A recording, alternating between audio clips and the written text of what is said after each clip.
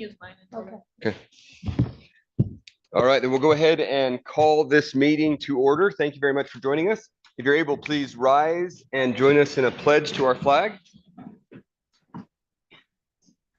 I pledge allegiance to the flag of the United States of America and to the republic for which it stands, one nation under God, indivisible, with liberty and justice for all.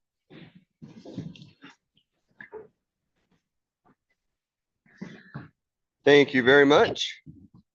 And thank you, Jackpot, for welcoming us. We appreciate the the food we were greeted with. And with that, we'll go ahead and go to an approval of the agenda. Move to approve. Second. We have all kinds of motions and a second, so that'll work. Any further discussion? All in favor, please say aye. Aye. Any opposed?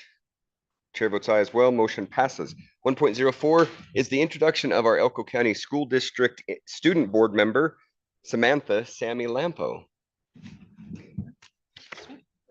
Astrup. All right. Sammy Lampo is an exceptional student, leader, and individual who embodies hard work, dedication, and integrity in all aspects of her life. Ranked first in her class with a 3.75 GPA, she excels academically, having earned recognition as Science, Math, and Business Student of the Year in 2024. Her NCRC certification and workplace readiness skills award reflect her readiness for both academic and professional success. Beyond her academics, Samantha is a dynamic leader, serving as FBLA president, student council president, cheer captain, class president, basketball captain, and volleyball captain. As the principal's office aide, I can personally attest to her professionalism, organizational skills, and inspiring leadership.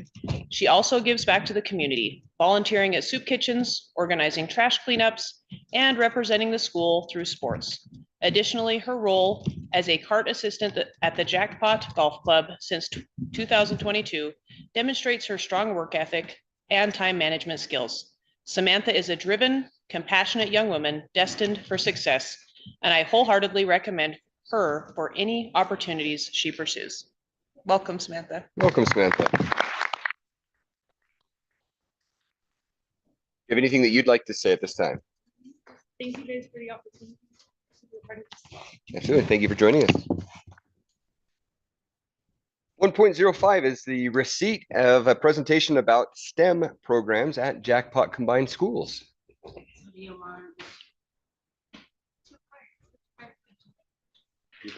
You guys choose and come on up. We have one microphone from the podium. If you project, we'll be able to pick it up from this microphone up here at the table. All right. So my name is Zach Hunter. I'm the building trades and construction technology instructor here at Jackpot. I also teach a junior high exploratory ag class. And so we were designated last year as or recognized as a governor's designated STEM school. And as a part of that, we received some grant funding. Previously, we had started with the Green Arc Planet hydroponic system. We have, I think, about 15 active hydroponic systems throughout classrooms, and teachers are incorporating those into their instruction. In my ag class, we have a commercial size hydroponic system that we use every day with all the kids. But as a part of that grant funding, we're building 2 greenhouses. And my building trades kids are actually involved in the construction process. And the plan going forward, I have some industry partners, some landscaping companies who have committed to basically buy as much as we can grow. We grow certain plants that they plant, certain types of grasses and ornamentals and things like that. And they said that they'll buy as much as we can grow. So for the junior high ag kids, that's a big deal, getting them involved in a real way with agriculture, helping bring the educational piece to life. The greenhouse will also be available for all teachers K through 12 to use with their students. They'll have a little bit of space. I'll give them some space. I'm kidding. But I have here with me one of my star pupils, Jorge Avila, and he's been involved in the construction process of the greenhouse. So if you'd like to share a little bit about that. Well, you might not want to. Yeah. Well, thank you. Me as a student, it's been pretty cool to build in class we get to build chairs and all that, but now we actually get to go outside and, build it like a real construction site. I think it's pretty cool. And then we also get to use our skills. Like today we were using the 3, 4, 5 method to make a right angle. I thought that's pretty cool. So yeah, thank you. Thank you, Jorge.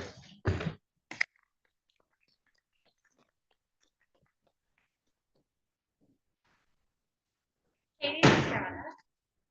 I am the special education teacher at our school and head teacher. And so one of the things that we're doing with the STEM funding that we received and the incentive grant that we received this year is we are developing a school store, a school spirit store. And the reason we did that was to fit a few different needs. There's not a lot of opportunities for our students to get work-based learning experience in the community because we don't have very many businesses.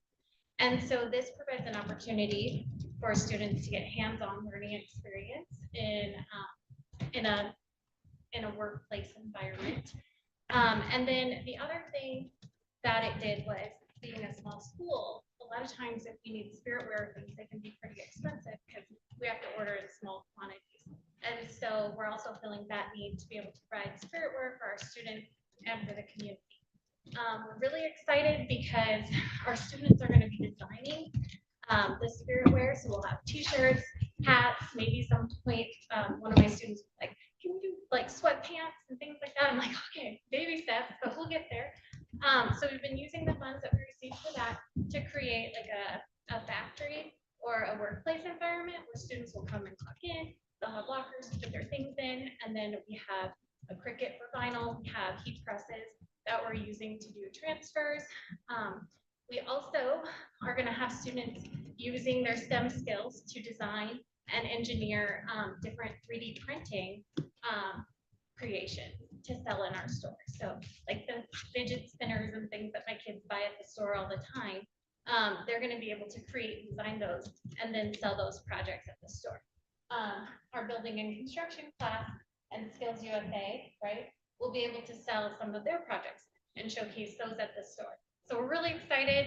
The students voted this week to name the store. It is the Wild Spot. And so we're really excited. So I don't have pictures to show you, but if afterwards you want to come out and look at the store on your way out, we kind of have some of it set. Thank you. Thank you very much, Mrs. Estrada.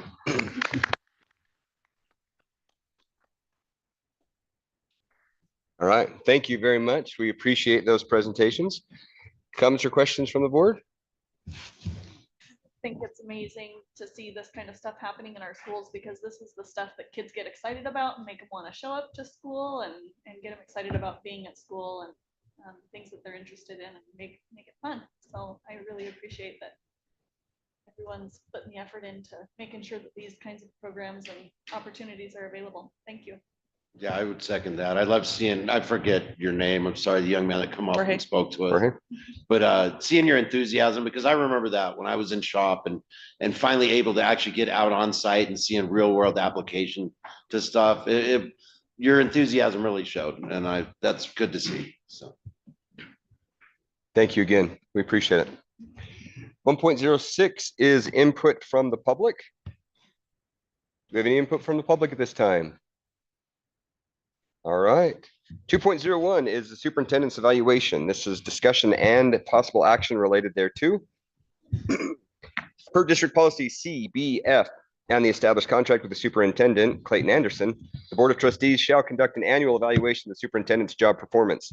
This evaluation is based on the administrative job description, any applicable standards of performance, board policy, and progress in attaining any goals for the year established by the superintendent and or the board. I want to start by saying this evaluation is a compilation of Superintendent Anderson's self-evaluation, as well as the 7 board members individually submitting their application or their evaluation. It was posted after the agenda was posted through my fault because I had the timing wrong, and the board members had until Sunday to be able to get it into me. So that was obviously after the agenda. So I take full responsibility for that, and I apologize for that. The evaluation, as I said, compiles everything. And then I gave 3 scores on there. One is an average of all of the board scores only. It does not include the superintendent's self-evaluation. There's a median score. And just for laughs, I put on there a mode score as well. So the board can decide how they would like to do, where they would like to go and how they'd like to proceed. But with that, I will open it up to the board. Could you repeat what you said about the average is the board members average, not, I mean, excluding? Correct. The average excludes the superintendent's self-response, which on all numbered items is the first column or response 1. It's also in bold, though it's a little bit hard to see. When you go into the comments section, the bold comment is the superintendent's comments. I do not know who scored where or who the responses were or what the comments were. In knowing what my own comments are, I can tell you it is not in the same order. So it appears that Google Sheets put the most number of words, or at least the most number of lines at the top, and then went through in descending order. So it depends on how verbose you were when you were speaking as to where you may fall in the comment section. Now, to be clear, we're just here to accept it, correct? Or to, So we are, so he the has action seen report. it. It has been presented to him. We do need to accept the evaluation, and we need to confirm that the evaluation indicates a satisfactory situation or satisfactory evaluation, as that is built into the contract. If he has a satisfactory evaluation, then there is a performance bonus attached to that. So as far as the evaluation ratings, I feel like we should go off the average. I Okay. really liked in the balanced governance manual that we got in training, the evaluation rating performance indicators, how it had between 1.0 and 1.9 was ineffective, between 1.91 and 1.79 was developing, between 2.8, 3.59 is considered effective, and between 3.6 and 4.0 was considered highly effective. I actually really liked that scoring method, and I feel like we should use the average and not the median or mode on each of those. Okay. Because that's, you were asking which number we wanted to go off of, right?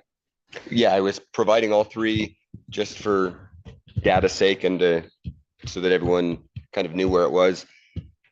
If I recall correctly, last year there was discussion of whether or not we were going to vote. Was it a 2? Was it a 3? How were we going to have the final numbers?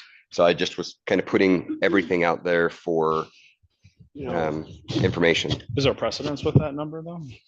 For average? Yeah, I'm just asking. I don't know. I don't have any information on it, but the average, like what Brooks is talking about with what the different numbers versus what we've previously done versus what was agreed upon. Is there any, do we have anything? So numbers as a whole are not built into his contract. And I misspoke. There's not a bonus for satisfactory evaluation. However, if we don't vote on this tonight and we don't vote by May 1, it's automatically deemed satisfactory. And an unsatisfactory evaluation then kicks into other portions of the contract. So specifically, we do need to look at that tonight, but it doesn't give an indication as to which numbers quantify a satisfactory result. Last year, I believe we went with the straight average. I don't remember for sure, but I know that we provided the average and had that in there.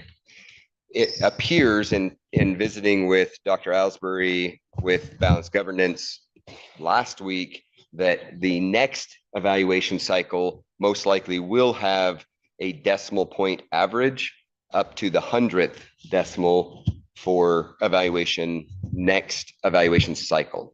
Yeah. Did you average all of the categories, or you just left the average of each category and not a total average? Average of each category, not a total average, though I can get that resolved here pretty quick. I come up with 2.74, but Okay. you might want to double check my math. You never know. 3, what's Is that the average of all of these? Of each section, yeah. 17, but Well, so on relationship with the board, it says average, and then it gives 2.29 for number 1, 2.86 for number 2, but then down below it, it says 2.63. I'm guessing that that's the average of 1 through 5. Yes, correct. and I don't know if it matters to even do it that way. It may not. We don't have weighting that I'm aware of in here. Yeah. And so because it's not weighted, then it doesn't, We're just wasting our time. it doesn't necessarily throw any of that off. So the total of the average of the averages is 2.74 to confirm.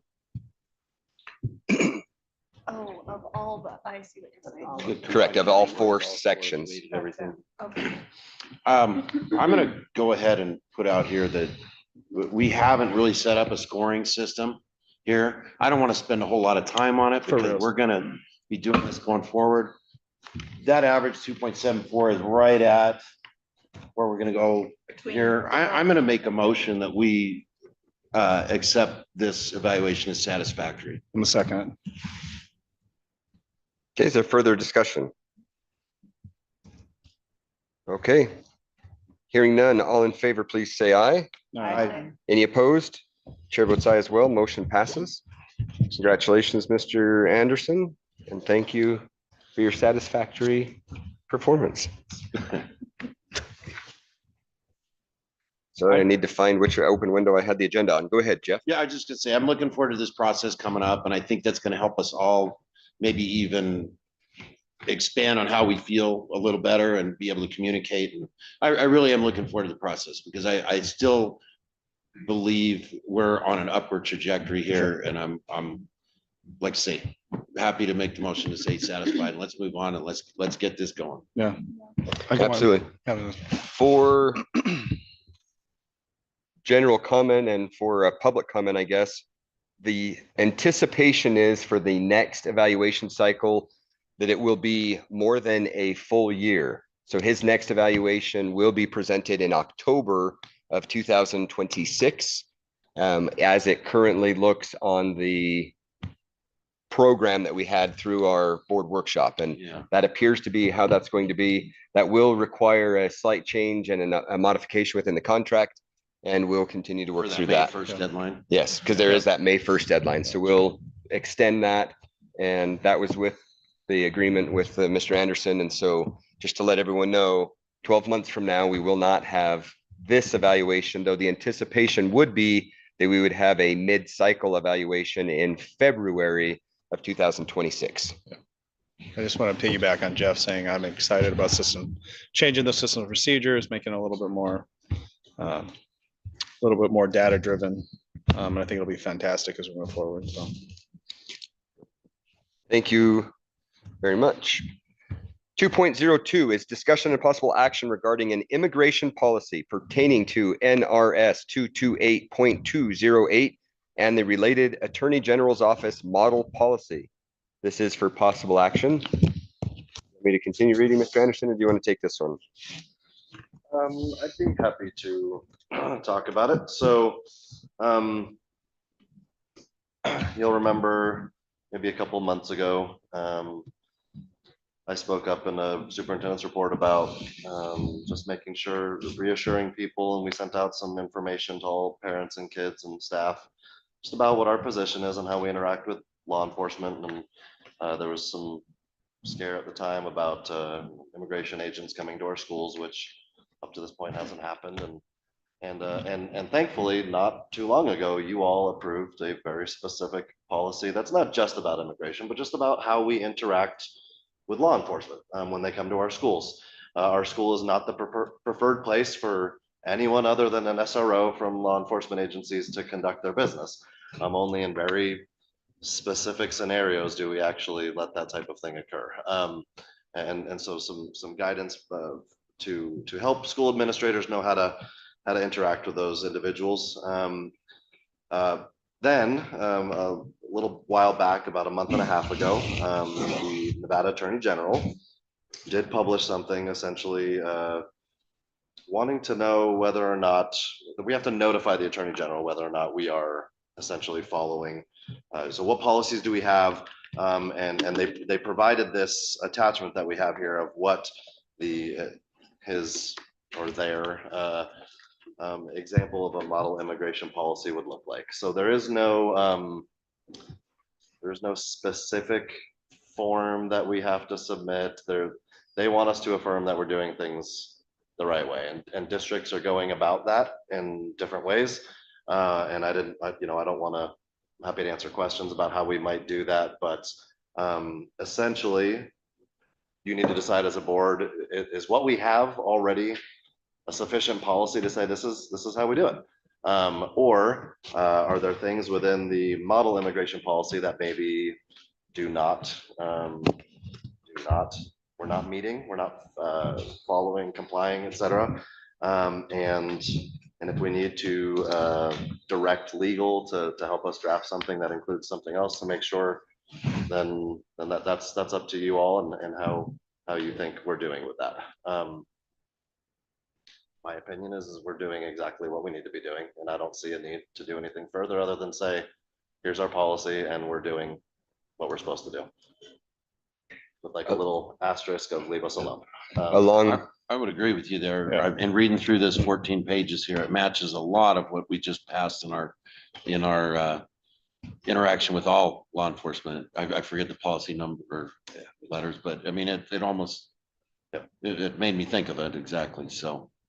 But I would go on to say that some of this actually oversteps it, and it's stuff that we don't even offer for. It's policy that would overstep what we have for even things like incidences, like we were talking about the policy we just did with this. I can't think of what's the previous policy. The abuse policy that we had, or assumption. You know what I'm talking about? Where the save me here, I'm dying. Sorry. So the one we talked about where the administrators would call parents, and we're like, well, we're not calling parents. Like, but Yeah, this is saying, hey, you need to call parents for it, for a specific occurrence, regardless of what side you sit on this. It oversteps some of the other policies we have. I would believe we'd have to change a lot of our policies if we wanted to incorporate some of these numbers that are in here, and so that it was equitable across what the other policies too. So we did receive the response from the Nye County School District.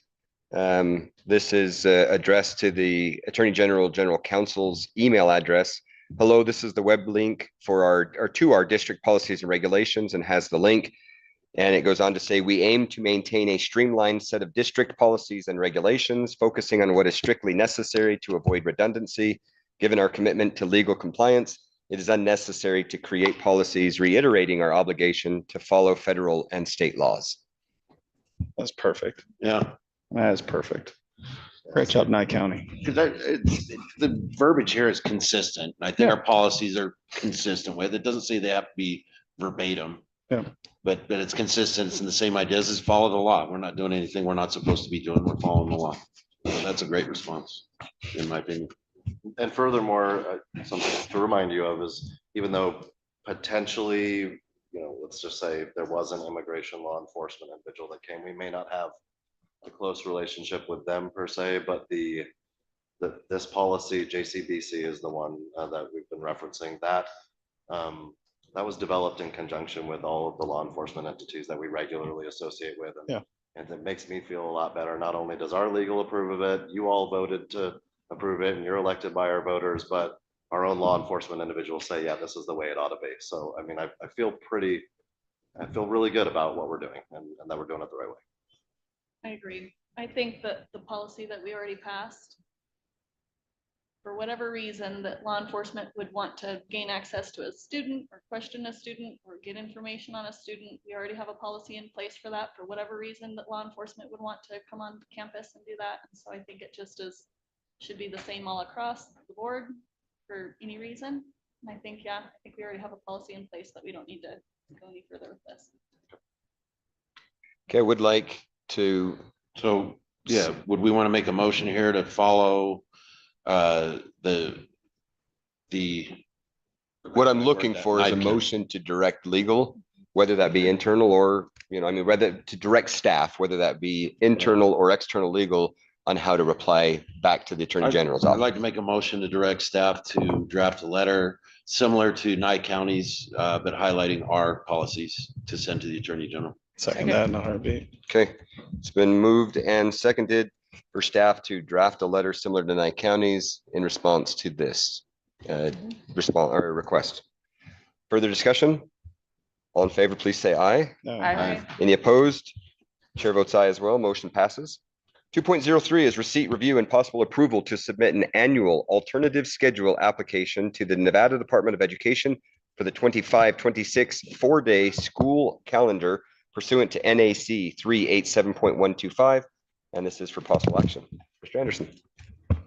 Yeah, thank you. So this is an annual item we do, have done for a while since the first time any of our schools became a four-day school. Now they are all four-day schools. So in addition to, this is like a follow-up to because you all approved our calendar for next year already, which is very much a four-day calendar. And so this is an application to conduct an alternative schedule. So something different than the 180 whatever days that the NDE has dictated by NRS. So this has been done every year since we've been. A question for Any you of us on have been sitting this. here. Does this affect the hours in the day schedule? The issue that's coming up regarding the AB schedule and that, does this affect that in any way? No, no. Because that's something I still want to address. Yeah, and I have some talk a little more about that. Okay. But no, this is simply, so the Nevada Department of Ed has a prescribed number of days and minutes in those days at minimum that schools must be in attendance. And so in order to do anything different than those exact numbers requires an alternative application or alternative schedule application. So whether that would be to go, if you go one fewer day than that, you have to do an application because you're not doing the exact number. And that provides the justification. So we're doing fewer days, but we're doing more minutes and it's equivalent. And so you have, it's literally just that to make sure if you're deviating whatsoever from that prescribed number, that there's an explanation for it. I would like to move to approve submitting an annual or alternative schedule application to the Nevada Education 4-day school year, school calendar. Second. Motion on the floor with a second. Discussion. You were gonna make the motion? Yeah. Okay, good. I heard you start to talk. I wanted to make sure it wasn't cutting you off. Oh, perfect. All right. All in favor, please say aye. Yeah. Oh, sorry. So I was just gonna say before you vote, thanks for letting me interrupt. From both a question that I got from a board member as well as comments I've seen in from the evaluation that you all did. We still have data to present on how this is going as far as the 4-day goes. So achievement data, attendance data for both students and staff, financial data, that's things that were affected by moving to 4-day. So those things are going to be forthcoming, but just want to make sure that was clear and on the horizon, and we plan on sharing it when it's all, it's April, whatever, 15th. So we got some more to get. Yeah, that's right. Good point. There's more to go for this school year before we can wrap up the data for the year, but we will be sharing when that's available. Okay. Thank you, sir. Motion on the table, further discussion. Go Sorry, can I ahead. just ask, if the state were to reject this, would you just go back and more clarification for them? Like, Yeah, we would, our first step would be to say why, especially since it's like almost identical to last year, just that we made a slight change in days. And so, what's not okay about it, that kind of thing. And so it's just kind of one of these things you have to do because formality. yes, it's in NRS that you do this or or they supervise why we're not doing it. We'd make them come and have all of our students go to school on Friday. They can run the schools. That's right. All right, any further discussion? All right, all in favor, please say aye. Aye. Any opposed? Chair votes aye as well. Motion passes. 2.04 is receipt, review, and possible permission to apply for the FY26 grants. This is for possible action. Go I ahead. move to grant permission to apply for the FY26 grants. Second. Perfect. Any discussion? All right, all in favor, please say aye. Aye. Any opposed? Chair votes aye as well. Motion passes. For the public, this is an annual process. It's pretty self-explanatory. They need permission from us. We give them permission. And encouragement. Go on. And yes, Yeah, absolutely. As many as possible. Get as many grants as you can. 2.05 is receipt, review, and possible approval of request for proposal RFP for food services. This is for possible action. And do you want me to read the background information? Or do you want me to just turn it over to you? You can write background. Perfect. All right. The Elko County School District is undertaking a competitive bidding process for food service management for the upcoming 2025-2026 academic year, FY26. This action follows a review of the current food service provision where the district identified areas necessitating improvement to better serve our students and align with district expectations. Mrs. Stelke. So I've attached the RFP, hopefully you've had time. The RFP is actually created by the Nevada Department of Agriculture. So we just changed some, fine-tuned some details, submit it back, and they approve it. Basically, that was in the information when we just found some areas financially. We've had some concerns brought up by the community and by staff. So we just feel like to address that, maybe it's a good time to just go out for an RFP again and see what our options are. It's a difficult time because this is the first year that we have not had free lunch in a few years. So we definitely have less participation by our students, so we're seeing less revenue come in. Our company now, I'm just gonna say they've done well in areas, but I think that our demographic and the size of the district that we are in our county size could definitely be a challenge for some vendors. Could I ask in the proposal? It seems like we have a lot of waste as far as using styrofoam products, and we don't do anything with those but throw away. Is that something you can put into the proposal just to see, do some companies do some kind of recycling or different materials or not? I'm just asking. I'm not sure, Susan. I can definitely ask if we can add that. I'm sure we can, and then we can send it back out to Department of Ag. I'd just be curious to know if there's companies that have a focus on that as well as providing good food. I know that if I can speak to that, it depends on the community. Because that's something I've tried to get going over in Wendover, but it's just simply not cost effective. It costs more to actually recycle it than it would to. And so that hasn't really taken off as far as just in general, because I go through a lot of that with my business and a lot of waste and was really trying to do something about it, but it ran into, at least then, a lot of hard time with it just because of the cost involved.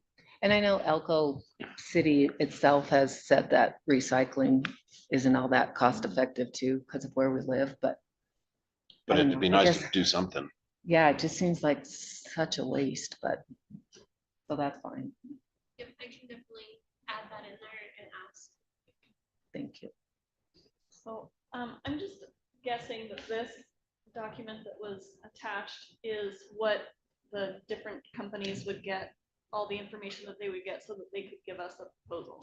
Correct. And then I would attach the financial statements and then also the claims for the last 2 years. So that way they have the monetary information to determine what our actual price would be.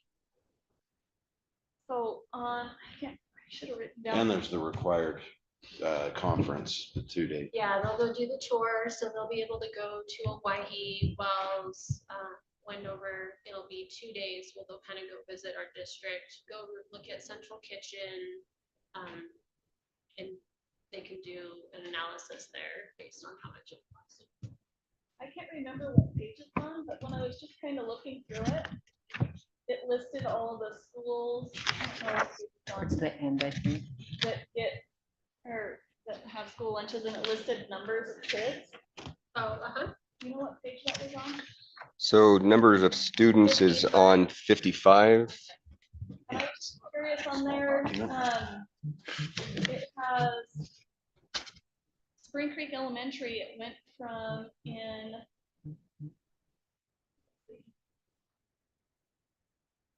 but 49. it went from 108 to 402. That's on 49. So that one's 49. Page 49. Yeah. I was just curious if that was a typo or like, how did it go from 108 to 402 for Spring Creek Elementary? That's not. FY23, That might 24, it was be- 108. I think that's a typo. Okay. So I'll highlight. that. 408, 402. Okay. Yeah. And then 24, 25, it's 402. And That I school's bet it right was- around 400 kids. I so bet it it's- was It's probably 408. 408. That's what I 402. was Yeah. thinking, yeah. Yeah. So, probably and got then, transposed. I saw adult ed on there. Do we feed adult education? Do we offer them? No, we don't, but we just list all of our schools on there and considering they're part of the school district. Okay, On there. So they would know based on the claim information that. but you don't supply that. Okay. We also don't provide food service for Battleborn New Challenge Academy. They contract that through somebody else, but I likewise. think Corey's was. Yeah. Like food for them, okay. Hmm. And then, my other question was on, I should have written pages down. I didn't. Oh, it's on the list of staffing levels for each school. I was just curious. It doesn't list like Mountain Valley, Ruby Valley, Montello, or Independence Valley on there. How do we, if no one is staffed at those schools, how do they receive their lunches or who prepares them? They bring their own. They don't utilize the food service at all. That was just out of curiosity. And on the staff page that Brooke is on, is that consistent? Like we always have the same amount of people? That's just what you've determined we need in order to be effective? So the way that it's now, since some of our employees are district employees and some are SFE, SFE does a cost analysis to determine based on the number of students that they're serving, the price of food, commodities, the reimbursements, how many people are actually paying for hot lunch. They then determine the profit that they're going to receive based on staffing as well. So they're always looking at those. We do have, they can't really touch the district personnel are protected to 14 or 15 on there. So they're able to adjust just depending on demand for that site Okay. personnel. So So in a They'll take- proposal, this may not be the exact same. except they for may come, a district-wide. new food service company may come on site and we're asking that this is the personnel we have and, you know, we're still going to manage our 15, but they may come and look at, you know, Spring Creek High School and say, okay, it's actually beneficial and cost effective for us if we don't need this person and maybe another school might need that person. Okay. So they can just transfer them. Okay. Thank you. I just had a question. If, you know, if we put this out for competitive bidding, what if somebody came and said, I just want to feed Jackpot? I want to bid just to feed Jackpot. And, you know, some other, would that be possible? I mean, if that was financially feasible, would that be even a possibility for a company to just say, here's my proposal to feed this community, the schools? And would that, or do we have to go with countywide? I would just think since we have one central kitchen, it comes down to like our resources in the capital. So like right now, they might be, they're shipping food out to Jackpot from central kitchen. And then you're in the situation where you have a couple vendors using the same facility.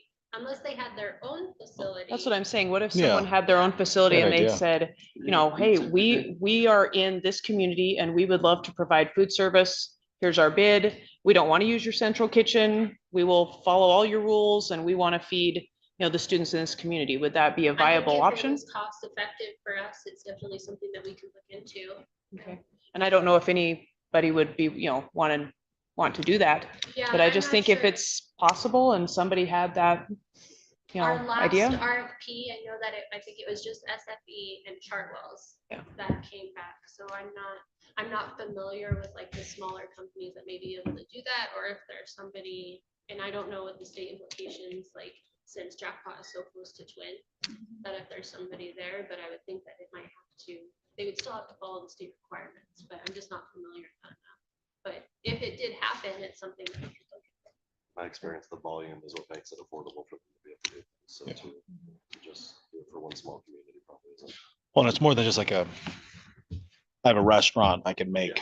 It's like there's way more requirements Yeah. federally and statewide for the school district as well. So So speaking of that, that's a question I had. It lists on the last 2 pages, the meal patterns for breakfast and school lunches, like the requirements. Who sets those? That, The state. It comes from the state. And who do we have to talk to allow us to put whole milk in there instead of skim and 1%? I think they There's just actually approved a it. Senate bill, I think. Yeah, this I year think that they were just approving it. discussing that. Is there? Yeah. It was from a federal level, Oh, and I good. think that they were gonna push it down to the I was states. gonna say, because I was looking at the breakfast, and when it says that there's optional meat item, I don't know, I just think with kids and the issues we see with focus nowadays, and we're feeding them grains and juice for breakfast, and we wonder why they have a hard time focusing in class. I don't know, I looked at the meal plan and I thought, that's not how I'd feed my kid. I can let you know just from personal experience in trying to do a menu program for a school. The caloric restrictions Yeah. are exceptionally difficult to work with. When I was trying to plan these out, the kids were getting 3 chicken nuggets. And it's like, you know, an 8th grader, a kindergartner, okay, maybe. An 8th grader, there's 0 way, but yet the difference, and you can see in here, the difference is only like 50 calories. That's literally 1 nugget. It's More cost effective to have higher caloric access food. Yep. And that's part of why they put that in there. But the whole milk, when I mistakenly put in whole milk, it blew every single one of my budgets because it's an extra 100 calories or something, which is good calories, healthy calories, but the state rejects it. Well, I think we should talk to the state, because Well, I I think say our it's kids should being get full- discussed at the Yeah. state level. Yeah, it is I being think discussed. the state should come and look at a school lunch. Well, and there are studies out there that prove that the higher fat content in milk is better for kids, and it helps brain development and all sorts of stuff. And that actually, they worry about the caloric difference in whole milk versus skim milk, but there are studies that show that kids who drink whole milk versus skim milk, actually, there's less chance of obesity. So, anyway. I So hope- most of this I is hope all something from the happens state, right? there. We have It's no power to change any of this, correct? It's Like I'm federal, not, okay. yeah. So the State and state federal. Department of Agriculture controls this part, but they are using the federal guidelines. Guidelines, okay. And it changes based on a 3-day week, a 4-day week, or a 5-day week. So for us, all in 4-day is great, but on the days that were the weeks that we have a 3-day, because we have a holiday in there, that changes things as well. But again, that's neither here nor there on the grant, on the application. Are there further discussion points? No, I had was two- well, I had curious about those things, sorry. One, is there implication with us putting this forward as far as our current contract? Thank you. No, in our current contract, we have the ability to, we did sign, I think it was a 3 or 4 year contract, but every year we're able to review it. And if we decide we want to go out to RFP, it's allowable. Okay. With no impact to the existing contract if we choose not to do anything further. Correct. And we've discussed with them, and we have a meeting this week with SFE. And they said that they were going to hold, they are, looking forward to continue working with us the rest of the year. They may even decide they are fully aware and have been invited to apply as well for the next. Great. bidding process. And So- then Oh, go ahead. I just had one more question. Yeah, As you- far as cost, the cost of these, so these are what we decided on when we did the contract, correct? Is that the cost of adult breakfast, lunch, what's listed in here? Or is this what we're asking for? What page? Page 54. Those Those costs, are the current prices that we have. we don't set those prices. Those prices are set through. I did receive an email and prices will be going up the next year. Okay. So I do have those, but I received that email after I put this together. I think I received it the day before yesterday. or something. That's okay. So I believe, if I may, these are the prices that the state will reimburse on Okay. a fully reimbursable meal. Okay. And so what we probably do as a district, if a student doesn't have a reimbursable amount, then this is what we're charging the student to go there. So this is the same cost across the board. It's just a matter of who's paying it. The state will pay a fully reimbursable meal at these prices But those are coming from our contract, or those are coming from the from the state. Prices come from Department of Ed. Okay. And we have no control over those. Then. Okay. Yeah, no. That's, I'm just asking. Oh. So I just have a question on page 54. It says the income for previous school year here is as follows. It says total cash 78,832, and then it lists the total reimbursement. So that's how much this in this last year that the state reimbursed us for meals versus what families paid. Yes, so lunch was free, so that's why the 78 is so low. And the reimbursement is also actually higher because we have been receiving federal supplemental funds like COVID money to help sustain our program to keep it going since lunches were free. Oh, I see, because that was in the 23-24 school year. Okay. Yes, and I do have for next year, the minimum for student meals will be 443 and adults will be 474. So they're not all set up, but that's the minimum as of right now. So lunches, you said, were 443. It just says the minimum from student meals right now, so I don't have the full price set. Is that That's a big jump. yeah. Jump over kids' meals, so. A question as far as the meals that they're getting and these costs associated with it, is it like this? It's different at different sites, correct? We don't talk about this very often, so Like what they're being served. yeah, for like whether being served breakfast in Jackpot versus what their Wells and Elko. Yeah, it also kind of has to do with what they have on site as well. Okay. Sort of equipment they have for heating, cooking. Yeah. Okay. Like one week, they might have extra, a surplus of this item. So Okay. they might incorporate that into the next meal where maybe another site had a larger student population, or maybe they didn't order it, it wasn't delivered. Okay. So they're having to be creative as well with their meal planning. Okay. So different schools have different menus? So Jeff? the big question I have here is what these issues that we're having now are the challenges that we're facing. What does this RFP do to address that? Are we going to address that in the new contract, or is that spelled out in this document? What changes we need to make to get where we need to be? One is the big changes that our office needs is just more communication with our food service provider. As far as the budgeting, we were informed this a couple months ago as they came on site, and they do the cost analysis when they go out, and that's dependent on factors. So that's depending on how many students are actually participating, how many sites are selling snacks, how many schools qualify for community eligibility provision, so if they're all free lunch or not. And since we weren't informed that maybe some schools weren't selling snacks, or they weren't telling us about, the different fluctuations and revenue coming from each site, the district's now having to put in an additional like $250,000 this year into food service. So what we're seeking now is we need somebody that's able to communicate with us and keep us in the loop of what's going on, so we don't have additional costs at the end of the fiscal year that aren't budgeted. So that language will go into the new contract if we so decide. I don't have it in there, but yes, we can decide to put it in there. We can set meetings. Right now, we are meeting once a month.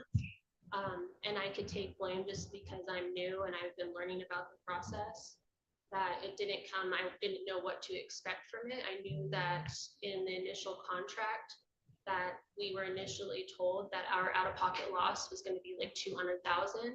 And then when I was told that there was an additional 250,000 that I wasn't aware of, I didn't know that there was other variables within there that could fluctuate. Yeah. So we weren't being kept up to date with what was actually going on site to site. just as long as that's in there, I'm okay with going out to bid. Further discussion? Cassie, oh, go ahead. I move that we approve the request for proposal RFP for food services. Second. Okay, great. Can I There's, just ask a question? And that's with the addition, so I need to take it back Yeah, and get like, the recyclable products or the compostable products. And then as well add within the narrative about a meeting requirement and then once that, then I'll send it back for approval. so I believe that recyclables could just be something as simple as what are your abilities? Because I don't, knowing at least Elko Spring Creek area, the bulk of where we're gonna have most of these, it's not possible to do recycling, but they may have a program that would create a waste reduction, Like situation. compostable Right. instead of- I just So- want to make sure that I'm okay just submitting what we have here and then just having verbal conversations about additional expectations. I think before a contract is signed, then yeah, we can Those go things I forward. think can Okay, be, questions now and then in a contract. okay, should so then that this will go work out to out. the public then tomorrow. Before we vote, any further discussion? I did have one other question. I don't know that this is going to happen, but if the state approves free lunch, universal free lunch again, will that completely change this RFP?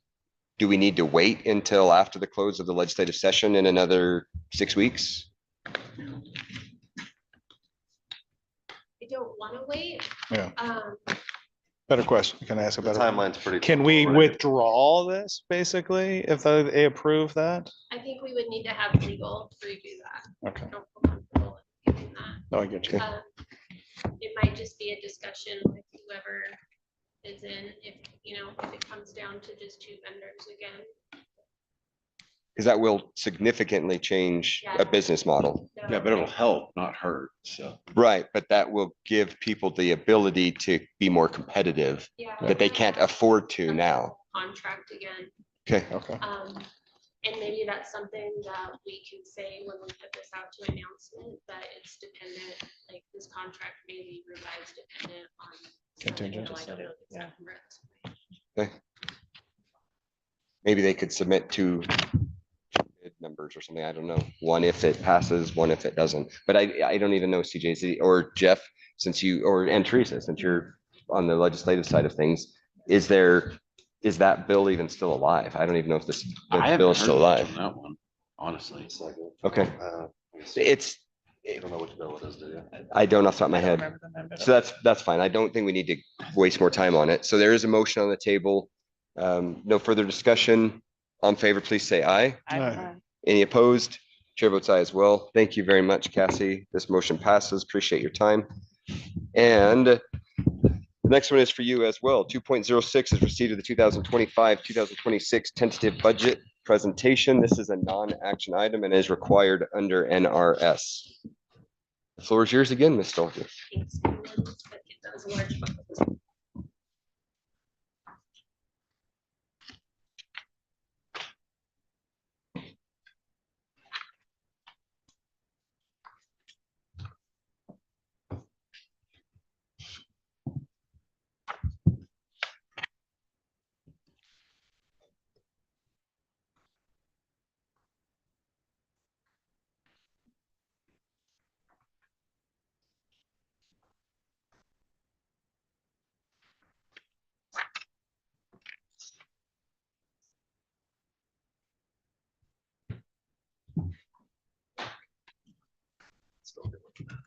Okay, So so we're just going over the tentative budget. This has already been turned into taxation. It was due today. Budget won't be approved until we have the board meeting, I believe, May 20th.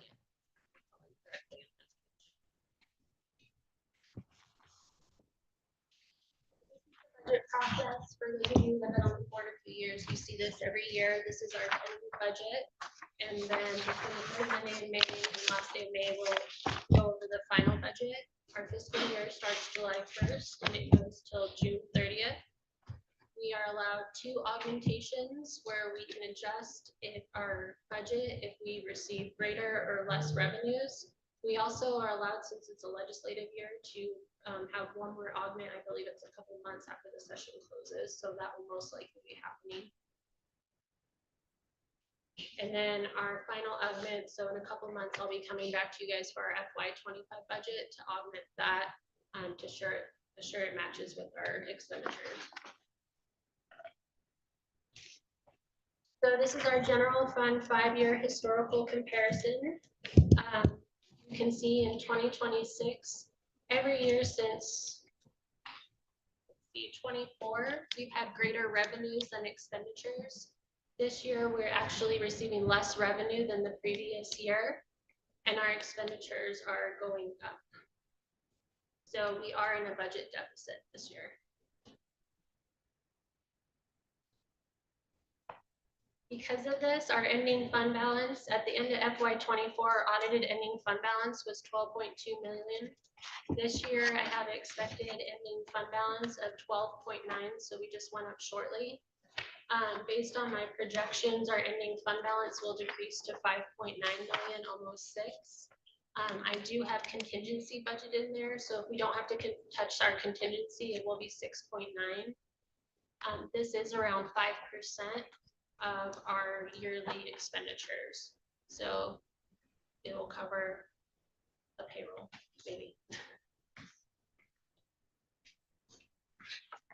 There's just another visual for the revenues that you can see where we were at and where we are this year.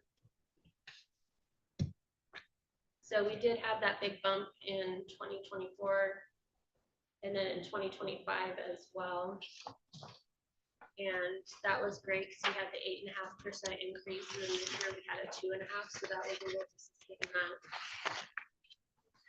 that. This is for FY25, are projected to be 125 million, and this is just the general fund. So that is up from 10 million from last year, but every year we need to expect that we have a 7% increase in insurance, and we also have 2.5% negotiated raises that we had within our negotiations past year. And then on top of that, we do have our annual merit and longevity stipends that are within the negotiation. So this year in our adjusted base, we are getting a decrease of about $2.7 million. To fight that, we are cutting operating expenses, so about 35% in consumables that I'm having to cut site-wide. Our enrollments decreasing, so just this year with our adjusted base, with the quarterly enrollments, we've lost almost $600,000 in revenue from the adjusted base just because of the enrollments decreasing shortly. As we go through this, we're able to, class sizes are going down, so where we can, HR is able to cut positions through attrition without having that much of an impact. As of now, we're waiting on final projections in the economic forum May 1st, but we do not foresee any changes at this point. The governor has said that he was going to have a flat budget at this point. And just to make it known, this is not an ECSD issue. This is a statewide issue. I was with the CFOs yesterday on a call. Washoe is facing a $10 million deficit. White Pine is, all districts are at this point.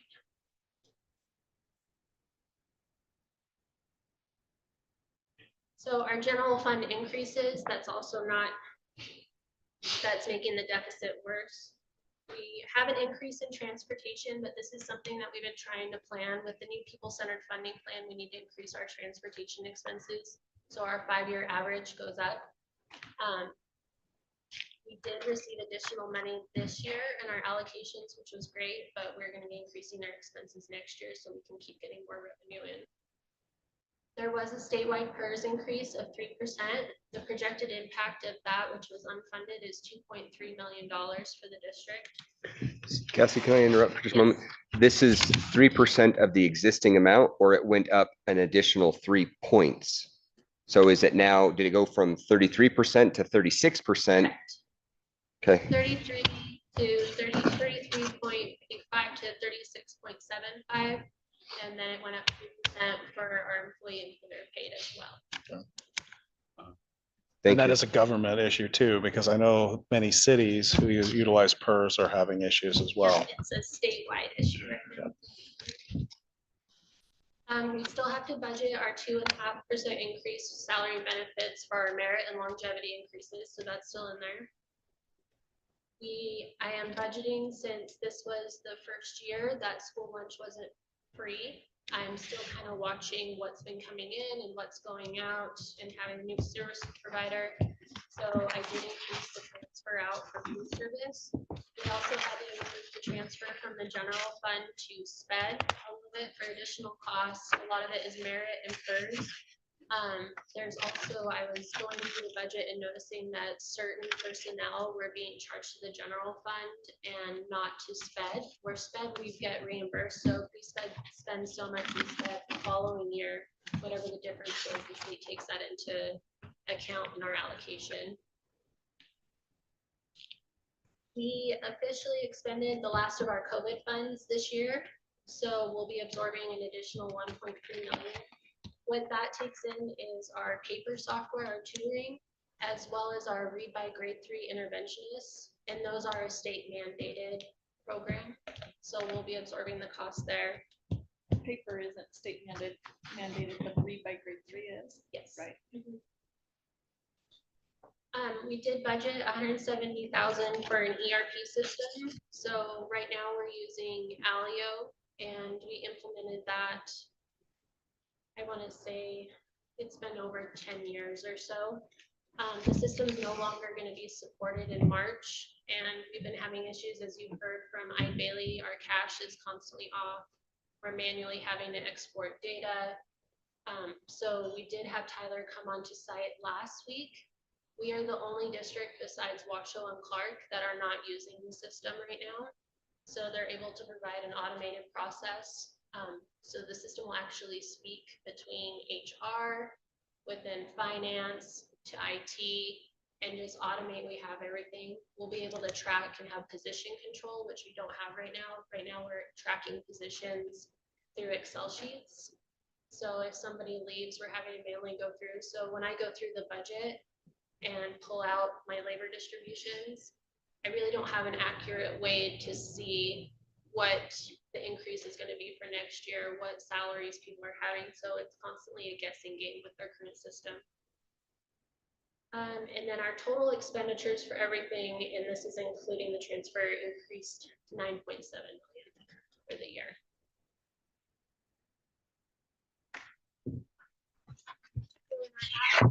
Weighted funding, our allocation did increase by 563,000 up to 1.4.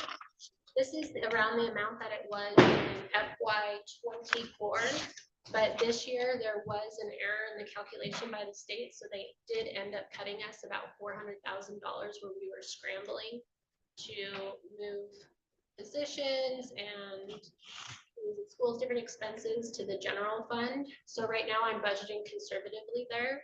So within the weighted funds right now, if a student qualifies for at-risk, they get the weighted amount for an at-risk allocation.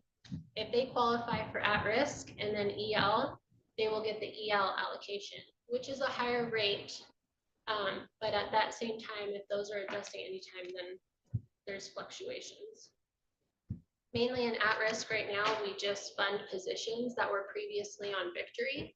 So at-risk kind of took over for Victory from the Nevada plan to the pupil-centered funding plan. So it's specific to at-risk FRL students. Right now, I think they use the GRAT score to determine who gets that funding. I budgeted the Cook Center in there. That's what we use for our parent guidance and all the resources on our website, our mental health awareness and monthly webinars that we have. And then I budgeted a 10% ending fund balance just to have something around. Or at-risk fund only? Correct. Okay. Yep, I'm just gonna go through the funds now. The next one is SB 231. As of now, they have budgeted the same amount that we've received the past biennium. They've divided it in half, so I believe it's 3.6 million that we'll get. They've put it in auxiliary funding, but there are still discussions now because all the state CFOs were currently budgeting as a grant, like a categorical fund, which we did in the past where we had to request reimbursements from the state. Right now they have it within our auxiliary fund, but they're still asking LEAs if that's like the best approach on how to go about it. We're still unsure of the requirements for distribution and reporting because before we had to go to LCB and have them approve our distribution plan. So we haven't heard on whether we're gonna have to keep the same plan or if there's wiggle room. We're also advocating that all staff are able to get that allocation and not just certain personnel.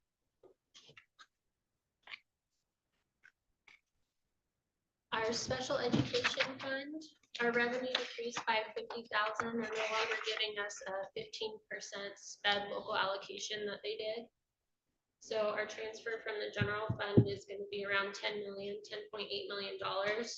And our increased expenses are 2.7 or 2.6. And right now in our sped fund, we are shifting the way right now. I just have positions budgeted in there. The past few years, we've also budgeted supplies and professional services. I have a little bit of professional services for like speech therapists or anything that we need to go out to certain vendors for. But we're going to be using our federal IDA grants to help subsidize some of the consumables that we were purchasing before. Cassie, before you go off that screen, I'm sorry. The increase of the 2.7 million in fund transfer, does that wholly cover the increase in expenses, or are we seeing in reality a 5.8 increase, or sorry, 5.3 increase between both of those? No, that's to cover the additional expenses. Okay, thank you. Our federal funding, there's a decrease about 4.6 million, mainly due to COVID funding that we're no longer receiving. I'm sure that you guys receive the news and what's going on. We're receiving different information daily on allocations. We're not going to receive those until I believe they're due in September, October. October we'll probably hear. They have said that there are most likely going to be cuts within the federal programs. They've also talked that they are going to restructure all of our title grants, and we might just be getting grant or block grants to the states. With that in mind, if it goes to the state has the authority to determine how much each LEA will actually get, whereas now it's a formula funded method. So we could see reductions there. The state could decide that they have initiatives that they want to fund as well. We're projecting an additional 20% decrease right now when we're budgeting. So when we're working with the schools, we're not letting them see, we're telling them that there's 20% set aside that they can't use at this point until we get those final allocations. So that way they don't have to adjust their budgets later and then start cutting programs that they were expecting to have for the school year. I can also, and being in Atlanta, that was how I spent most of my Saturday, was looking into federal funding, what's going on. No, we had some very robust discussion. I was going to go into this later, but just tell you now, nobody has any idea. Like from top to the bottom, NEA had a workshop that I went to, and I did a couple others, and all of them were just kind of talking about the what ifs, but you know, we won't know until. I will be going in 2 weeks to Brewman Associates. They're a legal team that provide legal work for the Department of Ed and all the school districts within the nation. And it's an annual training I used to go to.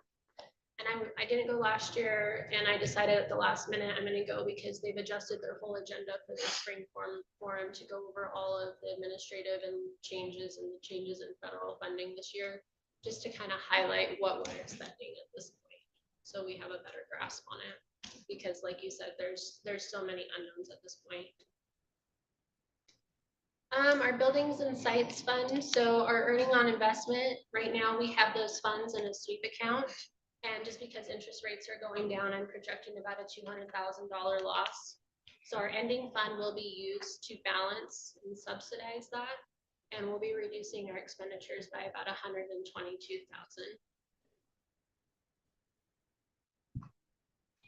Capital improvement fund, or what used to be pay as you go, our opening fund balance at the beginning of this year was 14 million.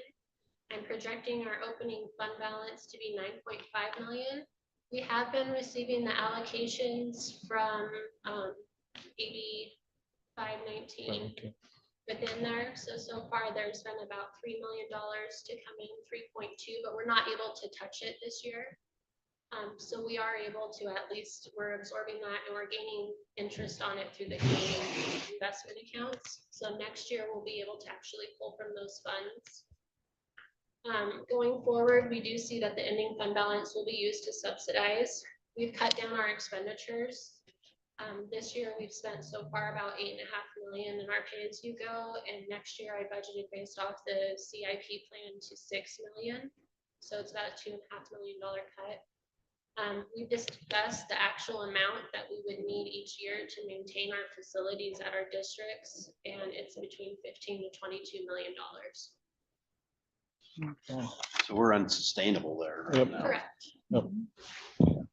Yeah, I was looking over the years on how we've used, we have a certain amount of our general fund that's used for maintenance. And then if it went over a certain threshold, then we would use buildings and sites. And then if that went over a certain threshold and met the allowabilities of pay-as-you-go, then we would use pay-as-you-go. During, the last few years in the transitions that we've had, in the past, we've only usually spent about 20 to 50,000 in buildings and sites. And now we're spending close to 300,000. In addition, with the general fund, in the past, we've only spent about 25% of what we're currently spending now, just so that way we're not touching the pay-as-you-go account. All your representatives. Hey, that's what they voted for. So this is what they voted for. Insurance fund, like I said, we do budget a 7% increase every year. Insurance costs are going up. The majority of that is prescription costs are the main factor, and with our claims. Our total cost projected for our insurance claim next year is $24 million. The amount funded by employees for direct premiums and retirees is $3.7 million. We budget a contribution of $12 million, but obviously that's only 15.7. So the district subsidizes the remaining amount, and that varies based on claims. Right now, we have budgeted a transfer of $8.4 million to make the plan solvent. We recently met with our IOC committee this week, and we have been working with LP to make some changes to a plan. If it is agreed upon, that could potentially save us up to $2 million in the upcoming year. Cassie, I just had a comment. So I know the Senate Committee on Health and Human Services heard SB 410, which is a bill that would require school districts to include dependent care in collective bargaining agreements. Correct. And, statewide, no one has dependent care completely covered. And that would be highly a subsidize our huge dependent care, and in the past, expense. we are not required to negotiate with them, but we've done it as a courtesy. Yeah. So yeah, this would mandate That'd that. be crazy. That'd be a huge cost increase for every district in the state. Yeah, I think right now per dependent, I want to say that we subsidize probably, what was it, 80% that we were saying total dependents, I think is the number that we came on. Can you go back to the previous slide? Yeah. I'm trying to get these numbers in my head. So we pay, so it's 24, we're only getting 3.7 from employees in return. And we can only save 2 million if we change this. So we're still going to be under, we still are going to have to 6.4. subsidize $6 million. Yes, but we can't, the changes that we are going to have to make are going to impact our retirees and our current employees. And one thing when we were looking at the analysis is that we still want to be competitive with the other districts as well. And if we were to make changes that drastic to fill in that total void, it would cause mass panic. So you're, again, just 30,000 foot. So this deficit that we have here, 130, the 7 mil deficit includes the subsidy of 8.4 mil. Well, we've had a deficit in the insurance fund for what, 14 years now? So how many, okay, so then let me reword this, and maybe you can answer, and if you can't, that's okay. So how many funds do we have that have millions of deficits? An approximate number, if you can throw that out. 6. We have 6 funds with millions in deficit, Well, not millions, no, so right now it'd be two. 2 funds with millions. for insurance.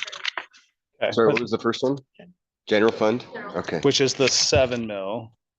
And then the insurance fund, which is 8. But that's only going over the general fund. That's not including all funds. I'm just saying, where are we getting this money? Like, Ending fund balance. you're talking 15 mil just on those 2, Ending fund balance. which is and you've already budgeted the ending or the ending. So the ending, what page is that? That's So, It's 5 5 million. I think the way to think about it, Josh, is this is money that would otherwise, like if we weren't in deficit here, that money would every year be part of our ending fund balance, or we'd be able to do other things with. so, it. yeah, so then, It's having to be budgeted towards insurance effectively. so if we were even on our insurance fund, then our ending our ending fund balance would be 12 million? Approximately, I mean, 13?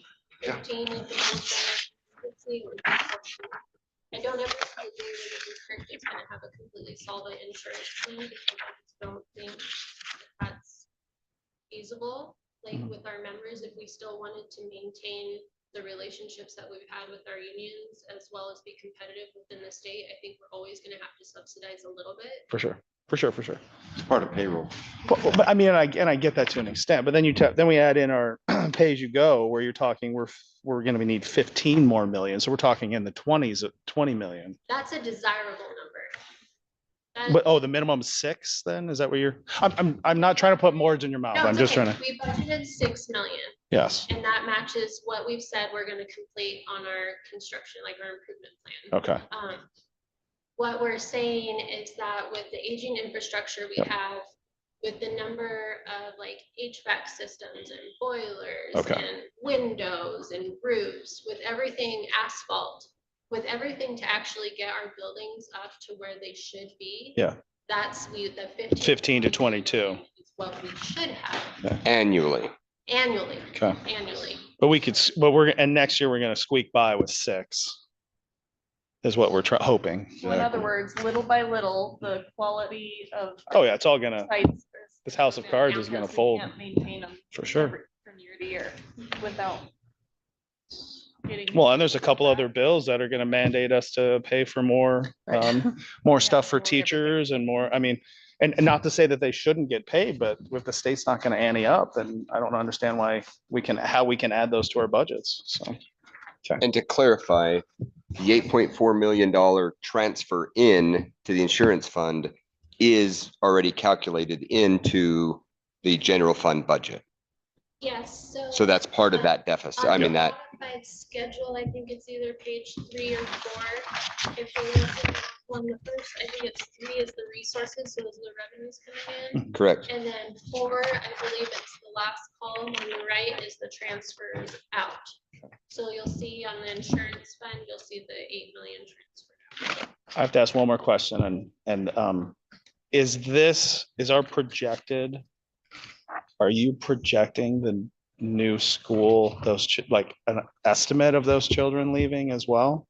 Are we projecting, we're hoping that nobody leaves as For the new charter. for the new school. charter school, Oh, because it's based on pupils, it's pupil centered, so it's the amount of children we have. so no, the projections I have to use on there, I have to match exactly what the state's given us in the pupil-centered funding plan. So I'm not allowed to. So the state knows better than locally is what you're saying. Okay. I'm not allowed Well, to- I want this on record and I want people that are gonna watch this know that like some of this stuff, we can't even literally make up. Like the state gets to make it up. Right, and that's what I was chuckling. I wasn't laughing at you. Yeah, Cassie, I it's not apologize. you. And that's Yeah. why I asked the question, because I'll go out with some folks out to dinner and they'll ask me this question. I'm like, I have no idea. So that's why we're, Yeah, so taxation, like I sent it today, and our analysts Absurd. will look at the pupil-centered funding plan. And if I was actually saying, okay, our enrollment's gonna go down, I'm gonna dock this by 700,000. They will tell me, no, that's not what the state says right now you're gonna get. So you need to go off of that higher revenue projection. holy smokes. The state demographic or demographer though has been 100% accurate with their No, projections for Elko County for the past 100 years. It's amazing. liars. They're right on. Liars. Sorry, no, I was Publicly, being. publicly falling in your fallacy too as well. Additional, go, sorry, go Yeah, ahead. just one comment to address Teresa that mentioned a bill. My understanding of that bill is not, just to clarify, maybe I misheard, but it's not that we would have to subsidize the entirety of employees' dependents. Rather, what it would do is it would require Negotiation. us to negotiate that with them. Whereas right now, we believe it is our ability to say, well, we have to negotiate with employee unions about their insurance costs, but as far as their families go, that we can just make decisions on our plan about.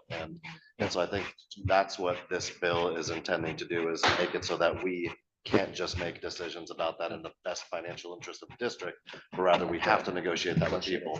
And for the record, NAS, which is the superintendent's organization, and every individual school district, by virtue of being part of that, has opposed that bill pretty aggressively because of Implication. because of the implications of that for us. So, I do want to say though, that like, I would love to be able to afford to have families paid subsidized, fully subsidized.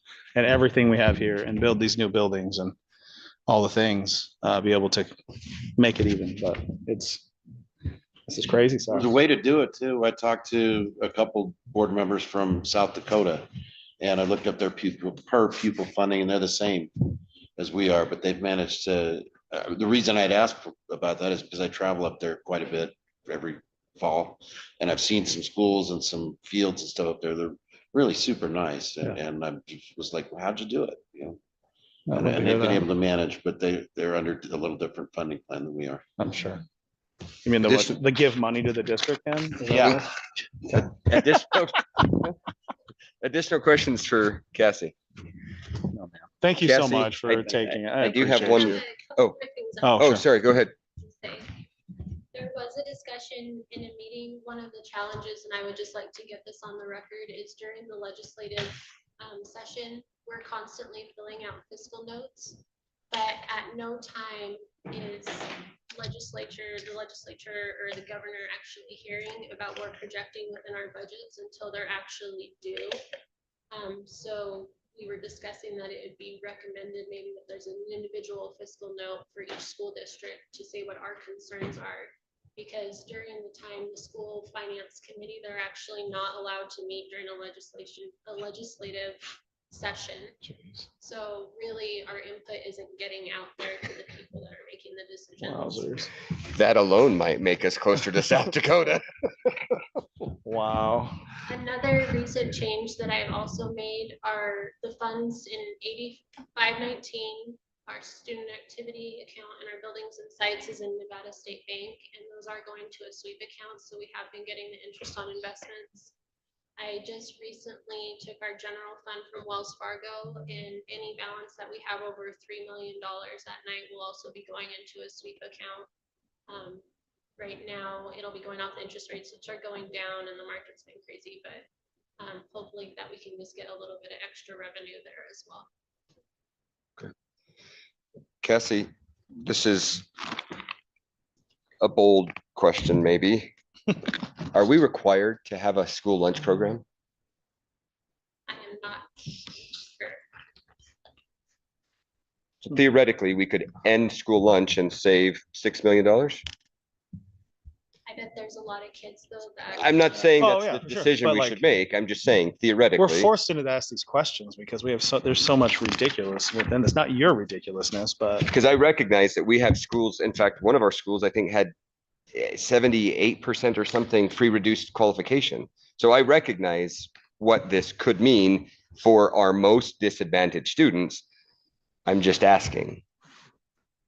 I don't know the answer to that question. I'll find out. I People. would imagine it'd be a requirement. I'll bet you. I'll bet if I'm just betting, man, I'll bet some of the grants and some of the other things we rely on probably require that we have that program in place as well. But I know that they probably don't have the answer Just currently. a quick search Yeah. says that schools located in high poverty areas are required to participate in the National School Lunch Program if listed by the State Department of Agriculture.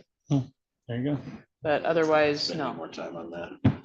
they're not mandated to, to participate in the school lunch program. Okay.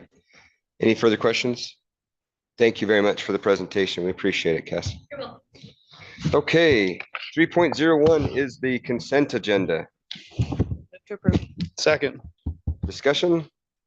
On favor, please say aye. Aye. Any opposed? Chair votes aye as well. Motion passes. 4.01 is the superintendent's report. Mr. Anderson. So, all right, some things I'll share with you. A few weeks ago, at our last meeting, when I wasn't here, I just want to fill you in on what I was up to. Second year in a row, I've been able to participate in viewing the systems accreditation process. I'm a, never remember the name of the committee, but it's like a controlling, no, board maybe, some sort of board for Cognia, which is the, so for the state of Nevada, for Cognia in Nevada, and Cognia is the accreditation unit that accredits all schools in Nevada. So they, Clark County went through a whole systems accreditation. So we are used to accrediting individual schools. They had their, haven't seen the report yet, but they were attempting to have their entire district accredited. And really, really good professional development experience, and a good kind of networking connections with folks from Cognia, but some takeaways as they pertain to Elko County is that, you know, very important in this process when Cognia is looking at whether or not to accredit has to do with the equity across campuses, because as you can imagine in a school district, and I don't want to talk about Clark too much, but in a school district that size, you know, we can only sample so many schools and talk to so many people. But you know, what's happening from school to school could be, and in some cases was drastically different, what opportunities were afforded to kids at different schools, and quality of facilities and staff and lots of different areas. And so I know that's something we've been focusing heavily on as part of our strategic plan, and moving forward is to make sure we have more system-wide, not only equity, but just processes that mean that kids at different schools are having access to the same type of education. Now, it stands to reason that you're never going to have the same, it's impossible to have all of the same exact courses offered physically at every single campus, because that is very dependent on what staff or who applies for jobs where and what programs are sustainable, et cetera. But really trying to look through that lens of how do we make sure that we're offering the same.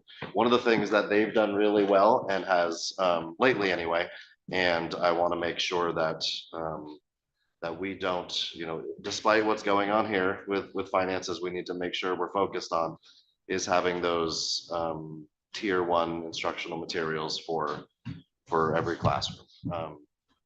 That refers to our commitment to have curriculum adoption schedules for all of our content areas, and we are doing that slowly but surely.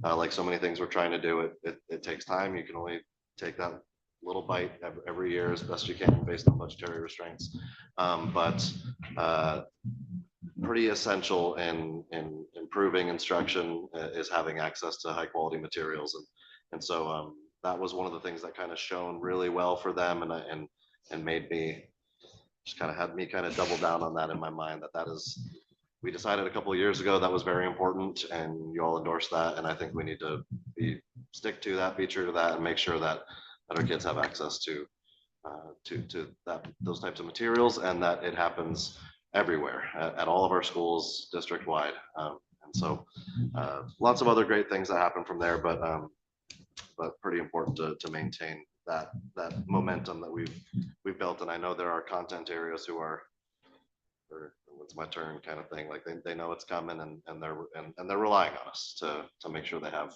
access to those materials. A couple of my other notes had to do with a lot of the different meetings and things I've been involved in lately. Cassie and I have spent a lot of time together over the last month. We've fine-toothed combed just about every individual department budget at central office and across the district, and you know, her more so than me, but meeting with every department head, meeting with every director, meeting with every person who's responsible for an individual budget to see where we can reduce expenses. And I've really appreciated her proactive approach to just anticipating and being conservative and expecting reductions. That way we don't over budget and find ourselves in areas that we can control, because there's some areas we can't control, but there are many that we can. And even though they may not be big millions of dollars of savings that we can do, we trim where we can, kind of thing. And then, as she mentioned, we've had repeated conversations too in the last 2 weeks on insurance, and we're meeting again soon, and we're hoping to come to some sort of change now, and continuing to make sure they know that this is not a, it was 14 years ago or whatever the last time something was done, and that it's not going to be another 14 years from this one. So because you noted, Josh, like that's great that we might save 2 point whatever, right? But that's still $6 million deficit. That's 6 million that can't go to kids. That's 6 million that can't go to cost of living. That's 6 million that we cannot use otherwise. And so how do we continue to chip away at that? And that's, I know that's something that I committed to last year around this time when we had my evaluation, and we've been making progress, and I think we're getting close to something. And I saw that reflected in your comments as well. And just want you to know we are doing that process though. I sent an email to you about this, but I'll just share here publicly. We did appoint a new director of secondary education, Emily Nielsen, a principal at Adobe Middle School right now. So she will be joining us for a year as the Adobe principal, and joining us for the next school year as to replace Mr. Paul Allen, who will hopefully walk into retirement. And so I'm excited to have her secondary ed. And then the last thing I want to spend a few minutes talking about is the last 2 days. A really great opportunity to meet with stakeholders from all parts. I guess I shouldn't say all parts, from a very nice representation of stakeholders from our county to talk about our Elko learner profile or portrait, or we haven't named what it is yet, but I think you know what I'm talking about. Again, a little over 2 years ago when we established our strategic plan, this was one of the actions that we wanted to, we really committed to doing.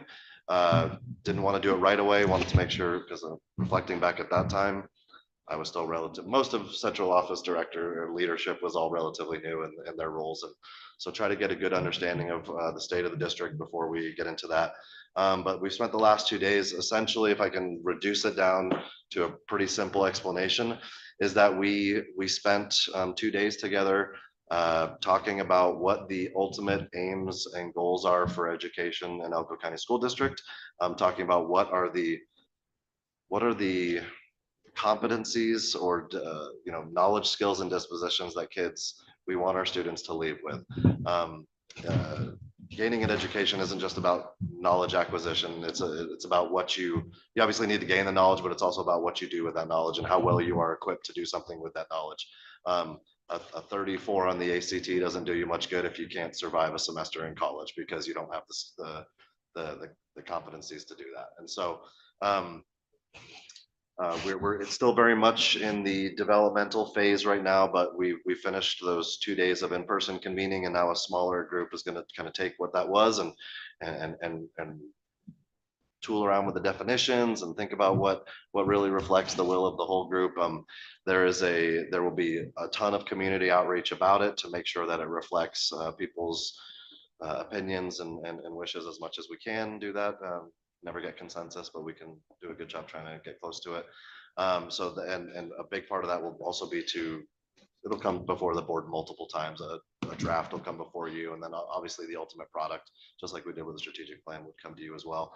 Appreciate Susan stopping by today. She I don't know, maybe you'll talk about it later or something, but it was a good experience. And what was so great about it, I think, other than a lot of people talking on behalf of or talking in benefit of our students, is it was a really good representation of stakeholders from all around the community. There were multiple high school students there from Elko High and from Carlin. There were teachers from across the area. There was a support staff member. There were multiple administrators, obviously district leadership. We had folks from NGM. We had folks from Elko Federal Credit Union. We had mental health experts from across the state that were there. We had a county commissioner that joined us for both days. We there's more. Our Heather Steele was there to have that CTE perspective.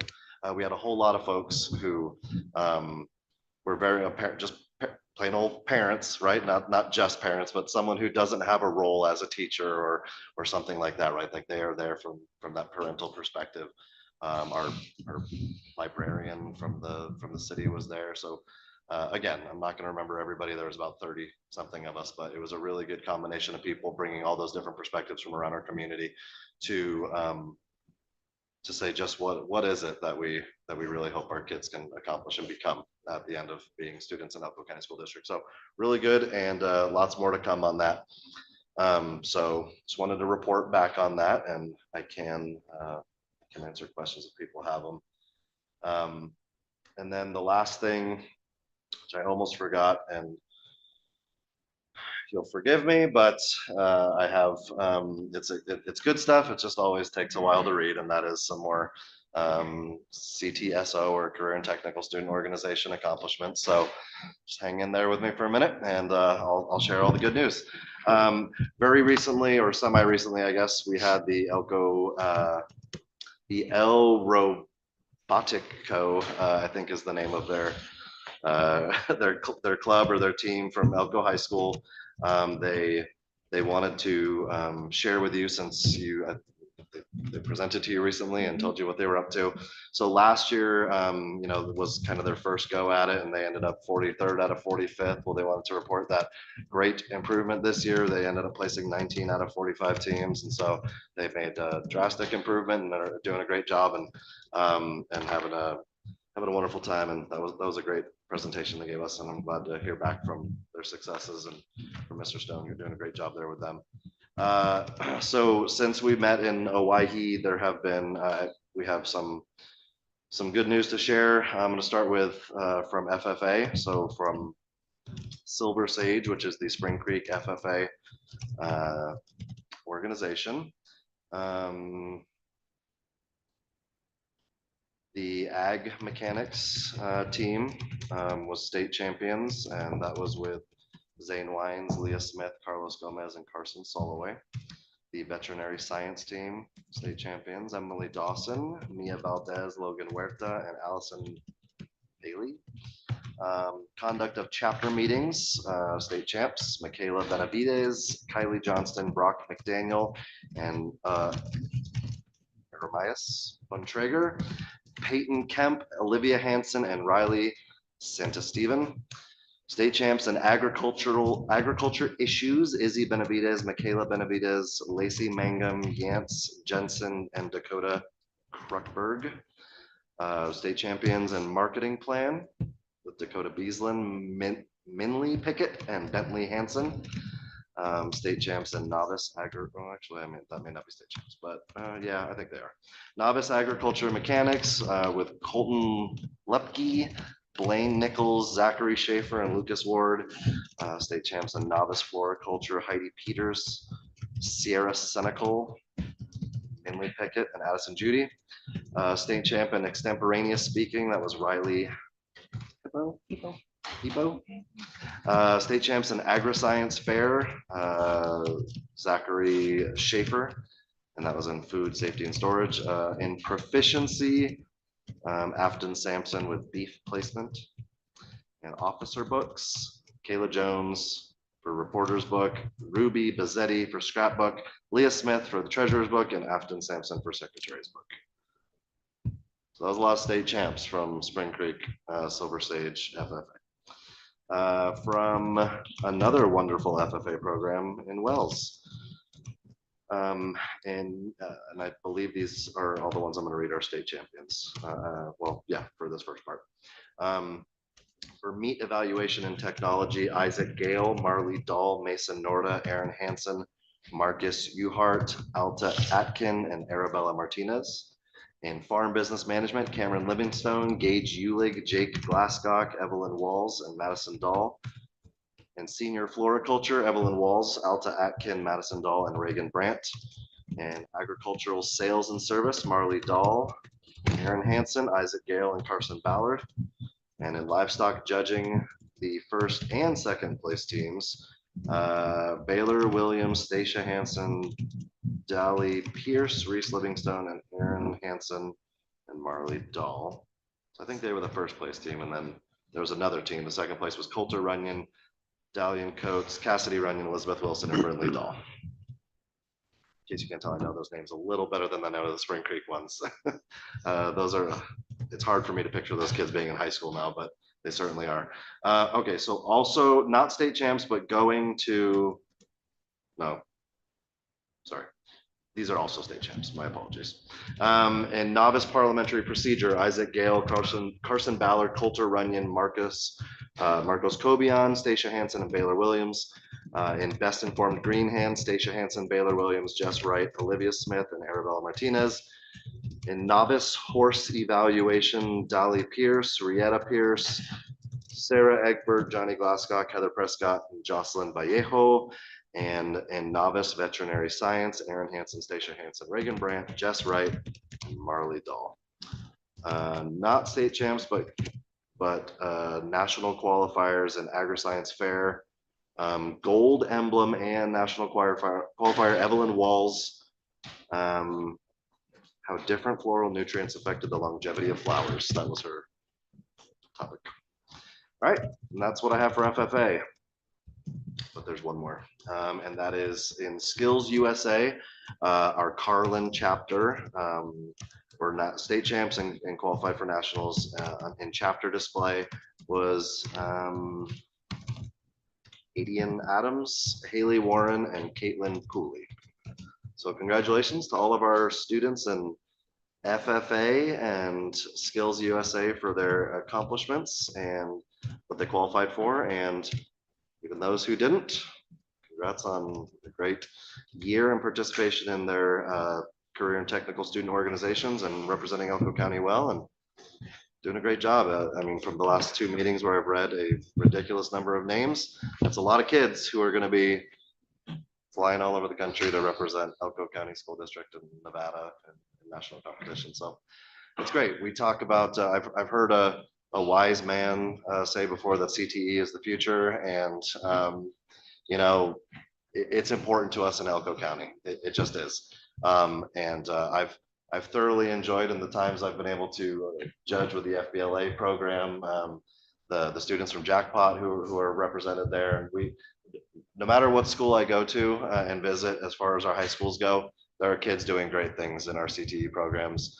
And that's thanks to the wonderful staff that work with them. That's thanks to Heather for tirelessly advocating and borderline fighting with people to make sure that we get what we need.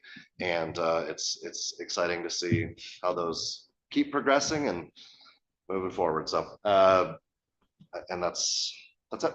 That's it for me, unless you have any questions. Thank you. Comments, questions for Mr. Anderson? All right. I think those kids deserve a Yeah, round of applause. absolutely.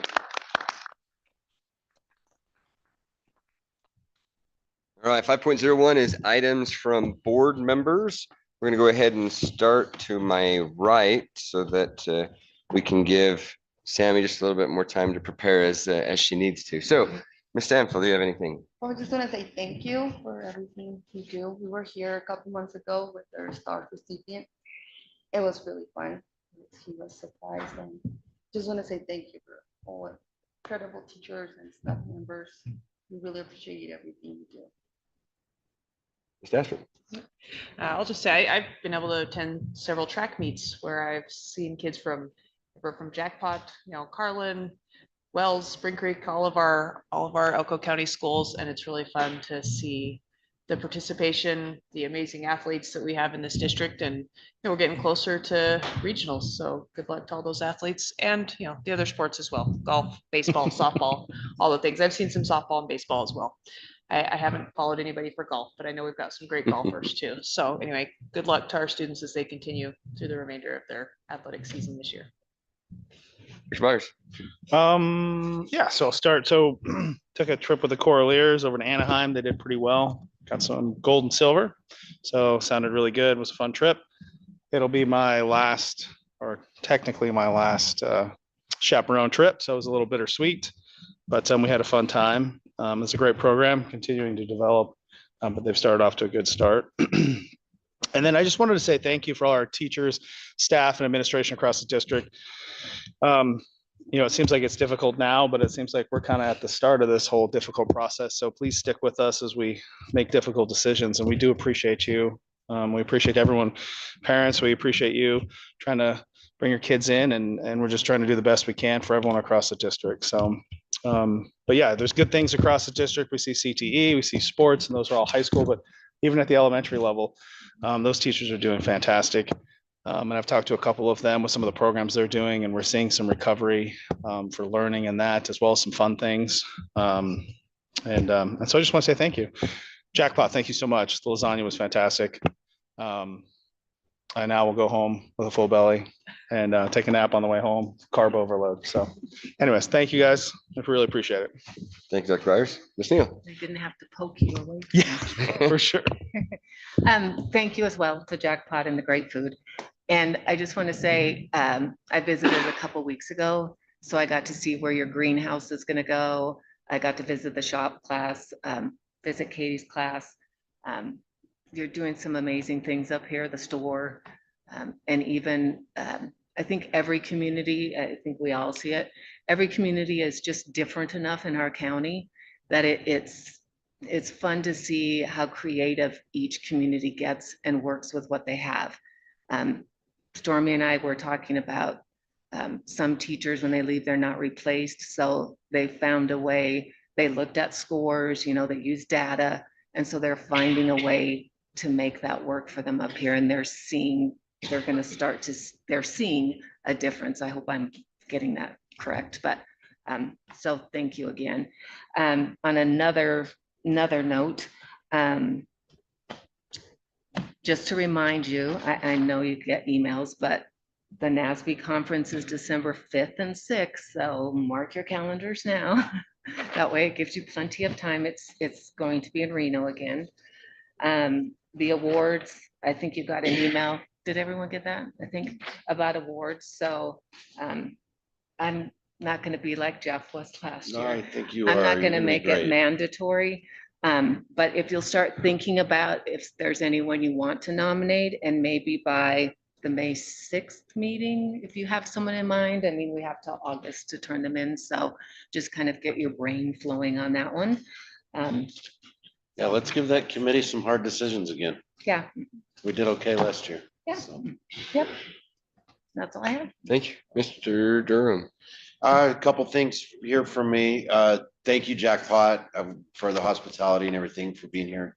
I wanted you guys to know, on another sense, I'm part of the legislative committee with NASB, and so I meet with several other trustees from around the state, and we kind of instruct our lobbyists on where to go. And I just want you to know, your name comes up, Jackpot comes up, along with a lot of the communities, to speak on like the diversity and what each area is and how different we are, but how we all come together as a district. And just wanted you to know I'm out there working for you on the state level, trying to get these funding issues, these things like that. And that I'll jump right to the air conditioning. You know, that's something we need to look at here. That, yeah, we may look in that if that's normal too, but we're doing what we can. We're trying to get those funding, and you've kind of heard from the discussion tonight of kind of the roadblocks we're running into, but it's not something we're giving up on. I really like the progress we're making, even though it may not show in bills in our favor this year. I think we're starting to make some progress going, and I don't remember who, maybe it was you that said, it's like, why aren't they asking us in the first place? Why aren't we a go-to and a resource as, you know, as trustees and as school districts? They should be asking us first what we need. And so we're working towards that goal. And regarding NASB, I like, Teresa, your idea about let's do a presentation. And my idea was to maybe something on CTE and all the different programs we offer, and I'm all in to help and however I can with that, presenting on that. going forward, but that'd be a nice step for us with as good as we did last year with the awards. Let's prove it again this year that we're on it. So that I like that. And that's my suggestion going forward on that. The last thing I wanted to talk about, and involves a couple parts, was I just went to the NSBA, National School Board Association Conference in Atlanta. I had the opportunity I spoke of earlier, and I'll kind of skip to that Saturday because it's really short. I wish I could say I was able to accomplish more with that day, but mostly was spent in collaboration with trustees from all over the country, talking about the different issues and what we're kind of in fear of and what all these changes possibly coming are going to mean. But and at the end of the day, there really aren't any answers yet. We're waiting on the direction to come through, both from our own state legislature and from the federal government. So it's to be continued on that. But the Friday I got there, I had a really, really good day. My first session started out with teamwork, and I'm not going to go into a whole lot about it, except that I'll talk about Clydesdales. This one kind of stuck with me. But if anybody could guess the weight that an average Clydesdale is capable of pulling, it's around 8,000 pounds. But when you get a good team together, two of them that are working together, it's not 16,000, it moves up to 18,000 is because they're working in teamwork, because they learn each other and they learn how to work together, and the sum of their parts is more than what they can accomplish individually. And it went up even higher when you get a team of 4. It was 32,000 pounds as opposed to what it should have been. Maybe I had it written down. It was more. It was more. It really emphasized how important it is for us to work together regardless of our differences, to find common ground and to find ways to move forward, because us working together is better than everybody working apart. Another one that day in that session, these little cards, I wasn't supposed to have these cards. They passed out 5 cards and you're supposed to write down what was important to you. They had some suggestions, but I had written independence for me is important, not have to rely on somebody else to take care of me. Travel is important to me. I had put my family, my kids, my siblings, my mother, all that, all encompassing is very important to me. I forget what the other 2 were because I ended up with the first one that but I do remember one was my name, my last name. I'm proud of my name and who I am. And hers was her faith. So the exercise was we were supposed to talk about these things and explain what they all meant to us. And then at the end of that, he says, okay, now take 2 from the person you talk to and tear them up and throw them on the floor. And it was kind of a wow, because you're like, how does that make you feel was the next part of the exercise, to say, if you lost your independence, if you lost the ability to travel, or if you lost your family, how would that make you feel? Then you had to switch again, and they were supposed to take 2 more, and you were left with just one thing, and one thing that was important to you. And he says, now imagine a kid who didn't have anything for breakfast. I have to back up. He said, one of the ladies was up, she's one thing. She said, how did you make that feel? And she said, well, I'm just hanging on for dear life to this last thing that I have. And that's where he took us. And I'm sorry, it was powerful to go, imagine a kid that's had those things taken from him. And so he's in a school, you try to have him in an environment where he or she's trying to learn, but they've only got that one thing they're left on, and that might be breakfast. That might be their next meal. And so they're really holding on to that and become irrational. And, it can be a key to behavior problems and things like that. So basically it's, you want to put yourself in that other person's place. You want to make sure that you're not taking away that last card that they have, that you're bringing something to them instead of taking from them, even if you're not realizing, just in your interaction. Just that particular exercise really sat heavy with me. And remember, just always put yourself in other people's shoes and treat people how you would want to be treated, because you never know what somebody's holding on to or what the last thing they have is. So there was also some really good keynote speakers. We had Robbie Hussein is one of the guys we all talked to a couple years ago up in Reno. His was really good. He talked about some AI principles, and I won't get too much into that because we seem to have covered that a lot. And I think our our policy that we've recently passed addresses that very well too, comparatively to what the rest of the nation is doing. Another great speaker, and I would encourage you to get her book. Her name is Melissa Stockwell, and she was the first female soldier to lose a limb in combat. Her patrol got hit a improvised bomb, and she lost her leg. And she calls that, instead of the end of her life as she knew it, it was her birthday.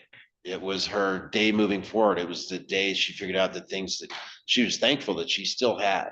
And every year she celebrates her birthday for her little leg. And it's turning 21 this year. So that was just, it was really motivational on how she was able to deal with that. And still become an athlete. She was went to the Paralympics, bronze medal, carried the flag for our country. She showed herself the picture with all 5 presidents at the same time. At the given time that it was, and just a really remarkable speaker, and had I would encourage you to read the book. I got it and have got through most of it in talking about her struggles and the way that she was able to change her outlook on life. Again, her name's Melissa Stockwell. And then the last day was the Bacon Brothers, which was more inspirational than anything. And I'm excited to see those guys again. They'll be in Wendover in 3 weeks. So that's kind of the wrap on my Atlanta trip, but it was a great trip. Lots of good experience. I got to bounce. You've heard some of that come into play throughout this meeting tonight. So I encourage you guys to go in the future. Next year I'll be in San Antonio, a little closer, but it really helped me even in tonight, just in participating in tonight's meeting. I was able to fall back on some of those experiences and lessons that I had over the past weekend. I think, ladies and gentlemen, that is it. Just want to shout out to FCCLA in West Wendover, though. We're doing a promotion for them today at my restaurant, where all the sales go towards them, towards their trip to Orlando. So they're doing pretty good tonight, having a big sale, and really have represented themselves well. So shout out to those guys. Cool. Thank you. Ms. Ballard.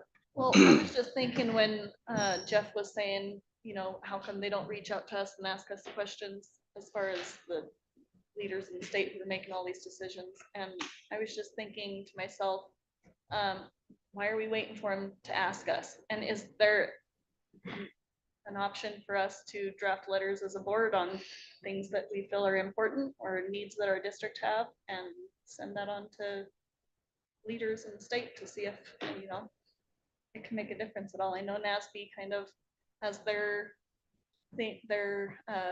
targeted goals that they're really kind of lobbying for, but maybe we could, as a district, do something similar to that as a school board together. Also, I just wanted to say I'm excited. I am one of the school board members. I think you and I are, Matt, that will be coming to graduation here. So I'm really excited to come to graduation here. As I sit next to Sammy, one of the seniors this year, I am just so impressed with her. President of, I don't even know how many different things, captain of all sorts of different things. For sure, all of it.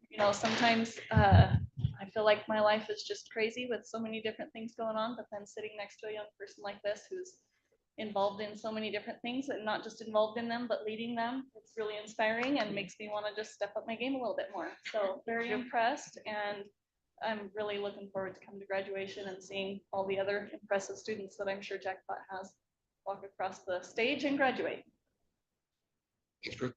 Ms. Lampo.